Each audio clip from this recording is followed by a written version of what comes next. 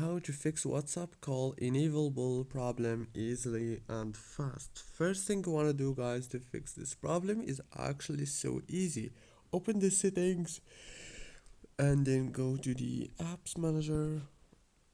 Open the apps and now go into the all the apps here. You will find all the apps. Scroll until you find WhatsApp. Click on it. Click on this option to stop running the app in the background of your phone.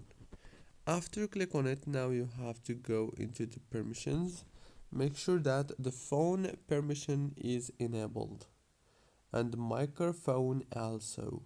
Go back, click on the storage, click on clear cache, and now click on the data usage and disable the roaming data. That's it, guys. Don't forget to like, subscribe. Thank you for watching.